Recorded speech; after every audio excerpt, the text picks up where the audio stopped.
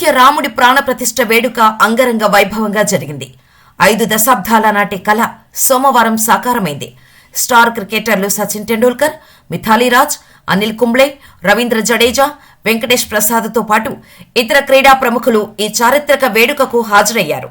వీరికి సంబంధించిన ఫోటోలు, వీడియోలు నెట్టింట్లో వైరల్గా మారాయి. మరోవైపు ప్రాణప్రతిష్ఠ వేడుకకు ఆహ్వానం దక్కినప్పటికీ కొందరు క్రికెటర్లు అయోధ్యకు రాలేదు. మహేంద్ర సింగ్ ధోని, రోహిత్ శర్మ, విరాట్ కోహ్లీ, రాహుల్ ద్రవిడ్, సునీల్ గవాస్కర్, కపిల్ దేవ్ వంటి ప్రముఖులు హాజరు కాలేదు.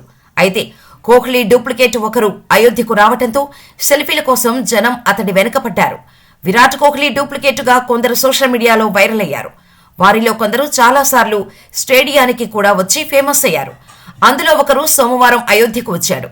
కోహ్లీలా హెయిర్ స్టైల్, గడ్డంతో టీమిండియా జెర్సీ ధరించి వచ్చాడు. దీంతో జనం అతడిని కోహ్లీగా భావించి ఫోటోల కోసం ఎగబడ్డారు. మరికొందరు కోహ్లీ డూప్లికేట్ అని తెలిసి కూడా సెల్ఫీల కోసం తీవ్రంగా ప్రయత్నించారు. దీంతో అతడి చుట్టూ ఓ తోపులాట జరిగింది. అయితే తాను అసలైన కోహ్లీని కాదని అక్కడ ఉన్న జనంతో అతడు సహనంగా వివరించినప్పటికీ లాభం లేకపోయింది. ప్రస్తుతం దీనికి సంబంధించిన వీడియో నెట్టింట్లో చక్కర్లు కొడుతోంది. కాగా ఇంగ్లాండ్తో జరగనున్న తొలి 2 టెస్టులకు కోహ్లీ దూరమైన విషయం తెలిసిందే. వ్యక్తిగత కారణాలతో అతడు జట్టుకు దూరమయ్యాడని బీసీసీఐ తెలిపింది.